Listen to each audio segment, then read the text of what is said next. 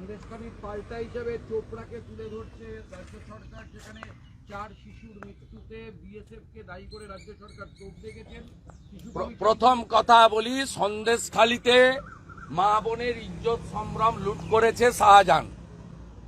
শাহজাহান তৃণমূল কংগ্রেসের সন্দেশখালী বিধানসভার কনভেনার 1। শাহজাহান উত্তর 24 পরগনা জেলা পরিষদের মৎস্য প্রাণী সম্পদের কর্মাধ্যক্ষ। 2 শিবু হাজরা তৃণমূলের ব্লক সভাপতি, তার স্ত্রী পঞ্চায়েত সমিতির চেয়ারম্যান।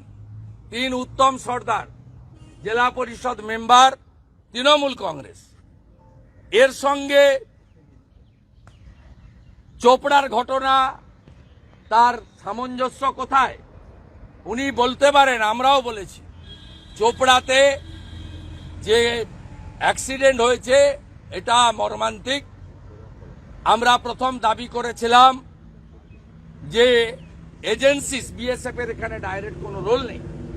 এজেন্সির নাম হচ্ছে শরীফুল মল্লিক, তাকে অ্যারেস্ট করা হয়েছে।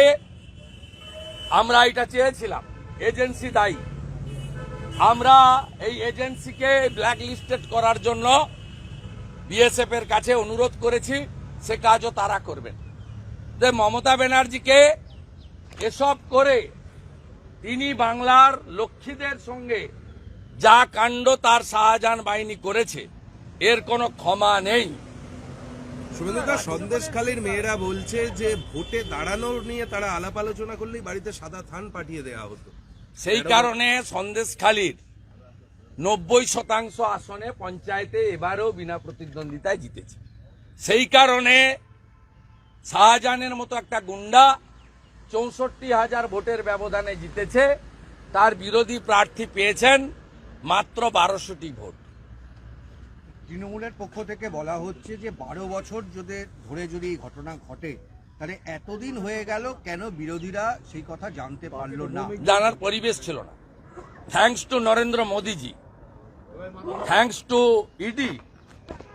যদি ইডি না যেত, ইতিহাস বলতে হবে, 30 ডিসেম্বর আমি গেছিলাম। 1 তারিখে বলেছিল আমার চাল চামড়া সব নাকি ছাড়িয়ে নেবে, প্যাকেট করে মেদিনীপুরে পাঠিয়ে দেবে। 5 তারিখে ইডি গেছিল, ইডি গিয়ে আক্রান্ত হলো, সিআরপিএফ আক্রান্ত হলো।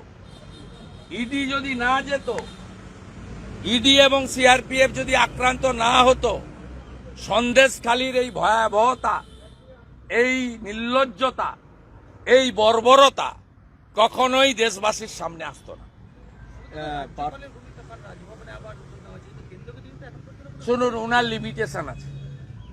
আমরা 10 তারিখে উনার কাছে, উনার অ্যাবসেন্সে উনার ওএসডি এবং ডেপুটি সেক্রেটারি ছিলেন, 3টে ডিমান্ড করেছিলাম। আমরা তো জানি রাজ্যপাল মহোদয়ের কতটা করতে পারেন।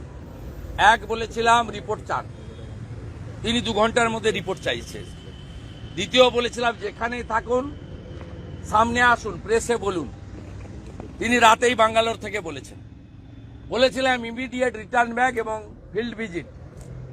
তিনি 12 তারিখে সকালবেলা এয়ারপোর্টে নেমে এয়ারপোর্ট থেকে সন্দেশখালী গেছেন। উনার কাছে যা যা এক্সপেকটেশন ছিল বাংলার মানুষের, অপোজিশন পার্টির, হি ডিড ইট। কিন্তু আবারও বলি, তিনি তার মানবিক দৃষ্টিভঙ্গি থেকে সংবিধানের প্রধান হিসাবে চেষ্টা করছেন, কিন্তু তার লিমিটেশন আছে। এবং সেই লিমিটেশনের মধ্যে দাঁড়িয়ে তার কতটা, মানে what to do what not to do, সেটা সংবিধান তাকে বেঁধে দিয়েছে। স্বাভাবিকভাবে এই বিষয়ে জুডিশিয়ারির হস্তক্ষেপ, এ বিষয়ে আপনার জনগণের প্রতিরোধ এবং প্রতিবাদ, এইগুলো ছাড়া কখনোই সমাধান করা যাবে না। আর দ্বিতীয়ত, শাহজাহানকে গ্রেপ্তার করতে হবে, এটা তো একমাত্র সকলে বলছে। রাজ্যপাল মহোদয় বলেছেন, সবাই বলছে, আমরাও বলছি। আমাদের আটকানোর জন্য ড্রোন ওড়ানো হয়, কিন্তু শাহজাহানকে খোঁজার জন্য ড্রোন ওড়ানো হয় না। শাহজাহান এখনো এলাকার মধ্যে আছে। ইডি তার নন বেলেবল ওয়ারেন্ট এবং সম্পত্তি অ্যাটাচমেন্টের দিকে এগোচ্ছে।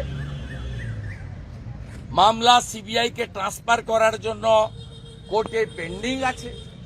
আগামী 6 মার্চ মামলার শুনানি হবে প্রধান বিচারপতির বেঞ্চে, এবং যতক্ষণ না সিবিআই কে বা এনআইএ কে শাহজাহানকে ধরার দায়িত্ব জুডিশিয়ারি দিচ্ছে, ততক্ষণ শাহজাহানকে ধরা যাবে না। কারণ শাহজাহানকে চোর মমতা তার চোর পুলিশকে দিয়ে, তার চটি চাটা পুলিশকে দিয়ে আগলে রেখেছেন। কারণ election is knocking the door. Shahjahan থাকলে বসিরহাট জিতব মানে মমতা ব্যানার্জির ভাবনায়, সঙ্গে বারাসাতও হবে, আর পাশেই মথুরাপুরের বাসন্তী, জয়নগরের বাসন্তী, আর এদিকে শকত মোল্লাকে সঙ্গে নিয়ে যাদবপুরের ভাঙড়।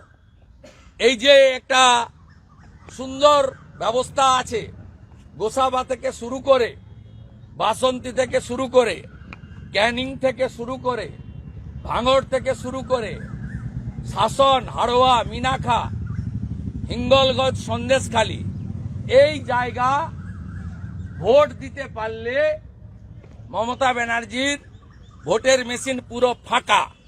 তাই শাহজাহানকে সুরক্ষিত রাখতে হবে। আরাবুলকেও ভোট ঘোষণা বা ভোটের আগে আগে বের করতে হবে। রাজা গাজীদের, মেহেদি হাসানদের, শহীদুল গাজীদের, শকত মোল্লাদের, জাহাঙ্গীরদেরকে আদর আপ্যায়ন করে ঠিকঠাক করে রাখতে হবে। এইটা মমতা ব্যানার্জির ভোটে জিততে গেলে এটা লাগবে। সাধারণ লোক যদি নিজের ভোট নিজে দেয়, মমতা ব্যানার্জি ভোটে ভো কাট্টা।